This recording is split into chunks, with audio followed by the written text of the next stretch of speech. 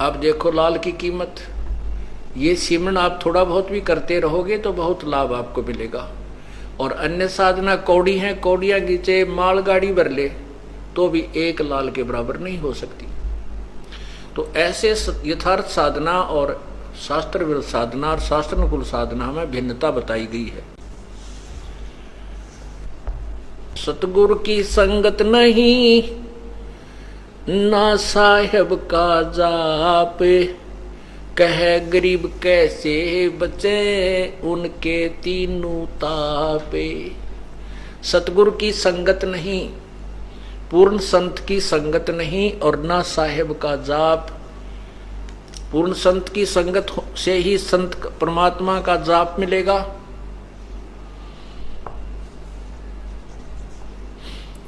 और कह गरीब कैसे मिटे जिनके तीनों ताप, जिनकी विधिवत साधना है नहीं, परम संत मिला नहीं, तो उनके ऊपर आने वाले कष्ट वो तीन ताप के अंतर्गत जो आपको दुख होते हैं, हानि होती है, कोई बच्चा बीमार होता है, स्वयं बीमार होते हो, या कोई जंतर मंत्र कर देता है, वो आपके कैसे बचेंगे। सतगुरु की संगत नहीं और ना साहेब का जाप। जाप माने यथार्थ भक्ति, हो सांस का सिमरन। कह गरीब कैसे बचे तीन से तीनों जिनके तीनों ताप। तो उनको तीन ताप का कष्ट कैसे दूर होगा जिनके पास यथार्थ साधना नहीं है।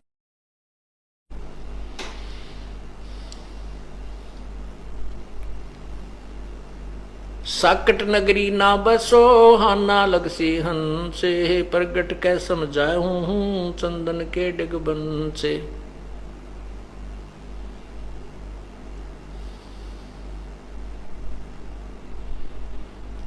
कहते हैं चतुराई चूल्हे पड़ो और चारों वेद बेटम्बे, साकट सगा ना बैठियो आको लगे न अम्बे।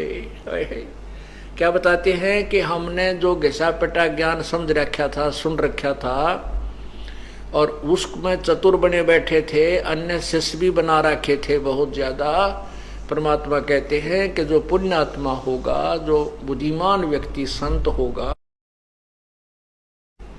और भक्त होगा, वो उस चतुरता को नहीं ध्यान में रखता जो स्वयं चतुर बन करके दुनिया को गुमराह कर रहा था। और सच्चा मार्ग जब मिल जाता है तो क्या कहते हैं, चतुराई चूल्हे पढ़ो ये चारों वेद बेटम्बे। चारों वेदों में भी पूर्ण ज्ञान नहीं है, इनकम्प्लीट नॉलेज है।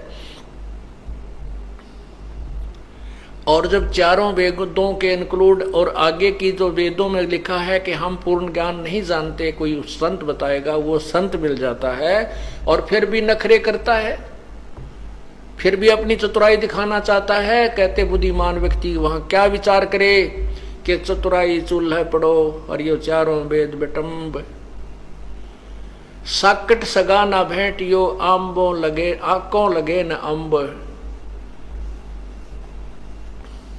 पुण्यात्माओं, परमात्मा की एक एक वाणी पर हम गहराई से विचार करेंगे तब इस खेल में सफल होंगे। हम तभी इस भगवान के गेम में, भगवान प्राप्ति के इस मार्ग में सफल होंगे।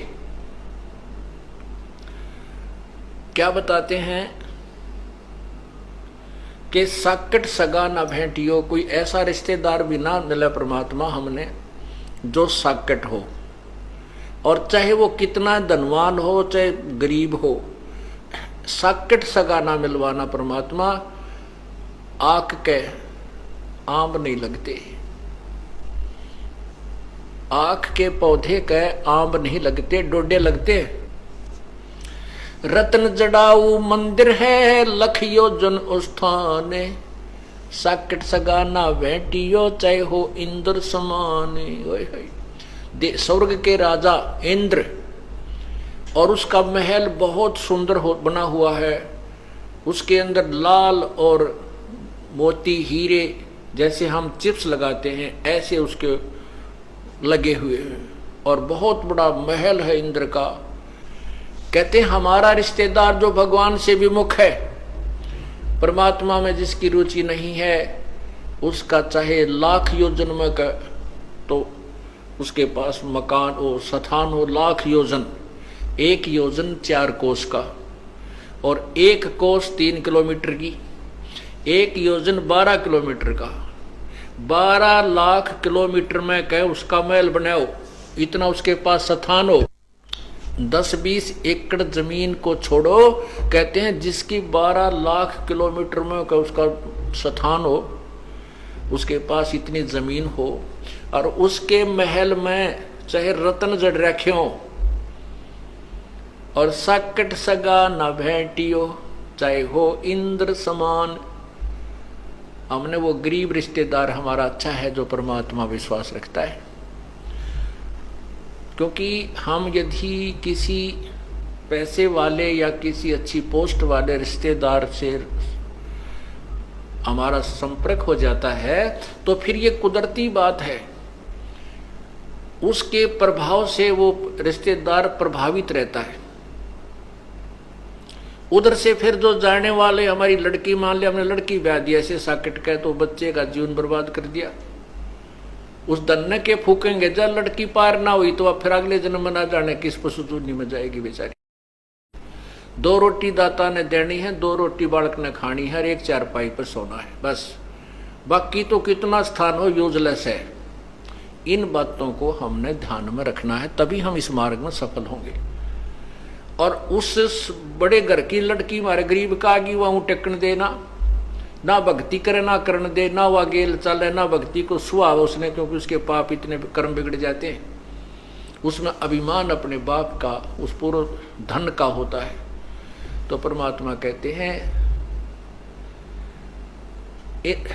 रत्न जड़ाऊ मंदिर है, मंदिर कहते हैं महल को, मकान को, और लख योजन स्थान, साकट सगा ना भेंटियो, चाहे हो इंद्र समान।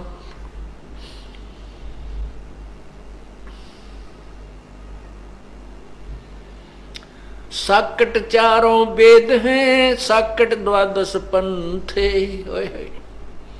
और साकट पंडित पीरे हैं, ये ही जम के दंत। साकट 4 वेद हैं, क्योंकि जिनमें कंप्लीट नॉलेज नहीं है वो भ्रमित कर रहे हैं, तो वो हमारे जीवन से के लिए सफल नहीं है।